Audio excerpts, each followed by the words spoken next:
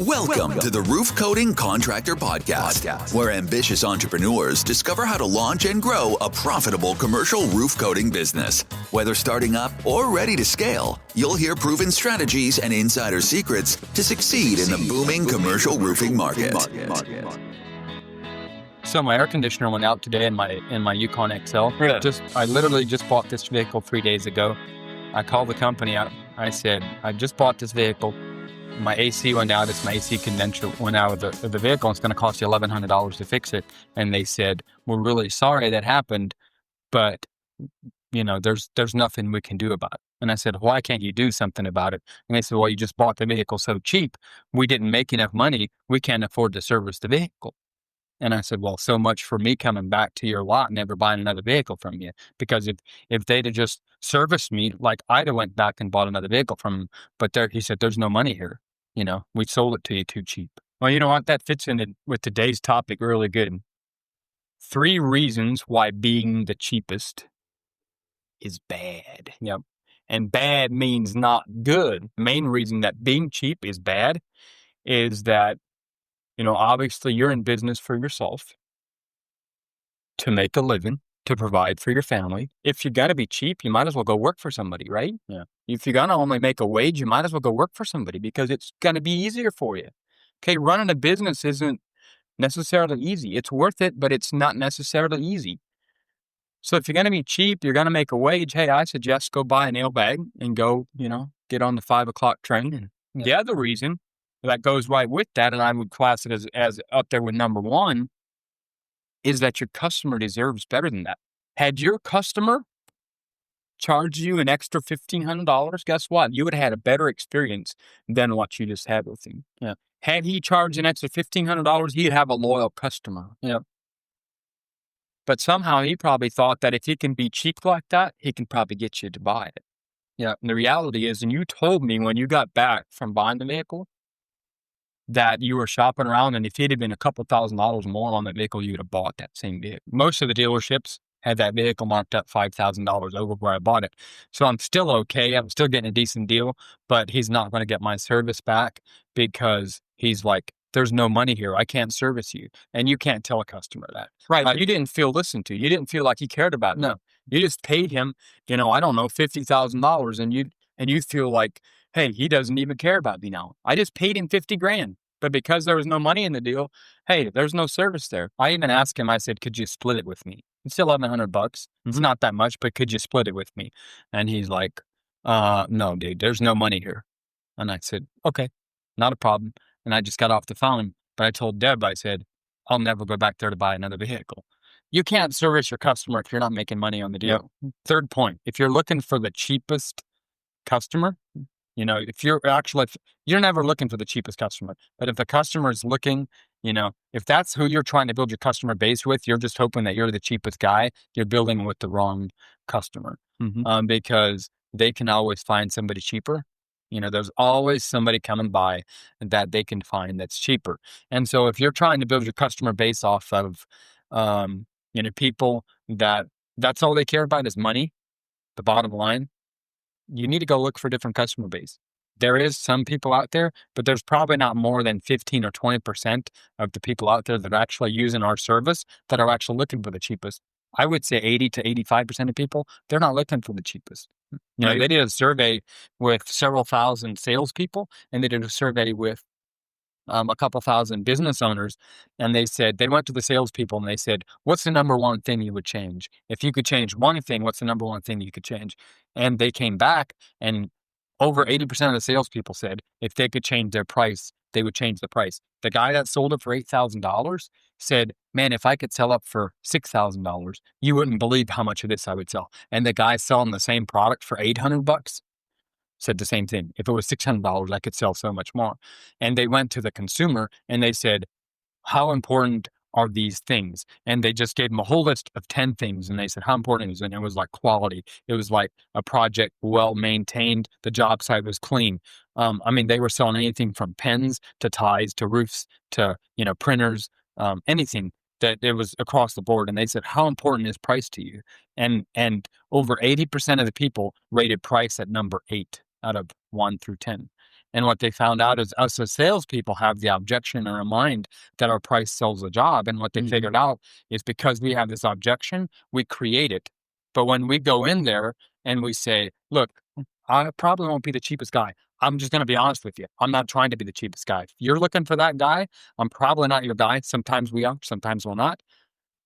But if you're looking to actually take care of the problem, like I'm your guy for that solution. And sell your value, sell the product and sell your service. We're in a service-oriented industry today.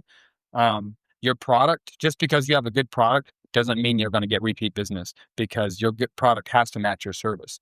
And so, most of these guys aren't looking for the cheapest. I would dare say, 8 to 10 of those guys, 8 out of 10 of those customers, they're not looking for the cheapest. And they'll tell you sometimes you weren't cheap enough. But if you get that a lot, know that you need to change something up, because when they see enough value, they buy from you. And oftentimes, when I've been told that early on, you weren't cheap enough, you were too expensive, we actually would go back and find out who did that later. And a lot of times they paid more money for somebody else. So just because they're telling you that, don't mean it's actually the real thing. I want to take a moment and invite you. It's in Niles, Ohio. It's going to be December the 10th. It really is about leadership. It's about growing as a person. It's about becoming a better business person, a better leader, and it spills into family. Actually, family is a more important part than business, because you can get it right in the business, but if you don't get it right in the family, they ain't going to work in the business anyway. I want to invite you to that event.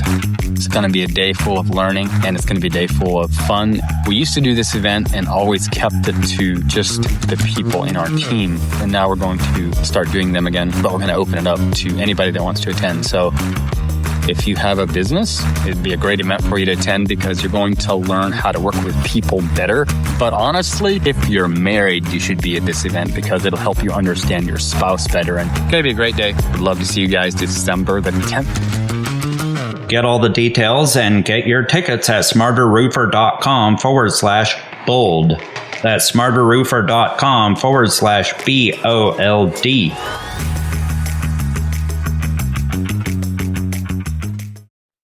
Well, being cheap does not allow you to sell your value, as you said. I would any day rather have the building owner ask me, why are you more expensive, than why are you the cheapest? Because when you get asked that question, you never run your competition down, but it gives you a chance to actually set yourself apart. If we go in on a job and we both bid the job at $2.50, I have a hard time setting me apart from you, because I don't, we're apples for apples and everything. Okay.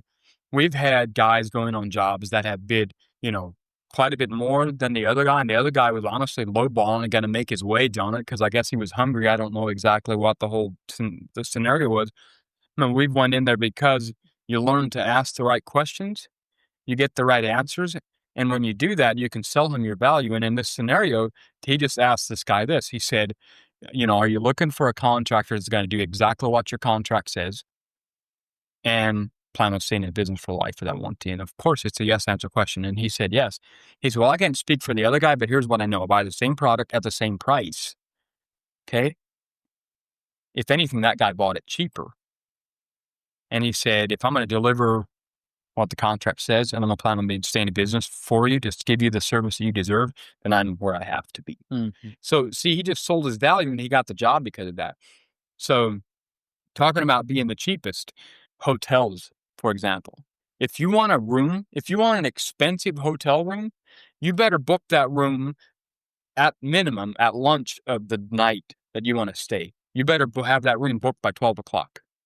Now, if you want a quality inn, Motel 6. Dude, you can drive. You'll find a room at 11 o'clock at night. Cockroach. Okay, and these hotels will pretty much be side to side. They're selling the same product. They're selling sleep. Okay, this hotel over here, the parking lot's half empty. The hotel over here, you can't find a place to park, and they're twice the money. Yeah. They're selling the same product. They're selling sleep. Clothing lines. The biggest clothing lines in this country are all not cheap. Yep. Under Armour, $150. Go buy Under Armour stuff, man. It's expensive, but they are probably, I don't know exactly, but they are probably the biggest clothing company out there right now. And so it just goes to show that being the cheapest is actually not the position that you want to be in. Yep. And if the customer is concerned about being cheap, Okay, there's always somebody cheaper. I had a guy, bring up price on a product, because he was looking at Conklin a bit, and I don't know where he got his prices. I think he was looking at retail prices, but it doesn't matter. And he said, I figured out that if I'd have used that product last year, it would have cost me $30,000 more or something like that. He does a lot of business. And I think he was looking at retail prices because I kind of know the product he uses, and I don't think we're that much more. But beside the point, my response, it was a Facebook message. My response was just to him, hey, if you're looking for the cheapest product out there, I can refer you to some that's cheaper than you're using already. Yeah. Okay. Actually, I know what he's using. If he's a master contract with Conklin, he'd have been saving quite a bit of money over his product. Yeah, probably so. But besides the fact, we know we have the best product in the commercial roofing industry out there. And we know, we're not overpaying for it. It's an amazing product, and we can give the building owner what they're looking for. Just a couple tips for you on why you do not want to be the cheapest, because if you are the cheapest, I can guarantee you'll be on the list of the guys that was with us one day and gone the next. So don't be that guy. Have a good Monday. Have an awesome week. I want to take a moment and invite you. It's in Niles, Ohio. It's going to be December the 10th.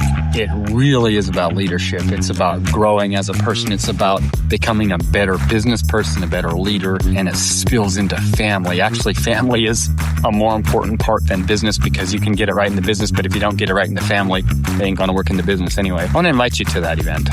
It's going to be a day full of learning, and it's going to be a day full of fun. We used to do this event and always kept it to just the people in our team, and now we're going to start doing them again, but we're going to open it up to anybody that wants to attend. So if you have a business, it'd be a great event for you to attend, because you're going to learn how to work with people better. But honestly, if you're married, you should be at this event, because it'll help you understand your spouse better, and it's going to be a great day. I'd love to see you guys December the 10th. Get all the details and get your tickets at smarterroofer.com/bold. That's smarterroofer.com/BOLD.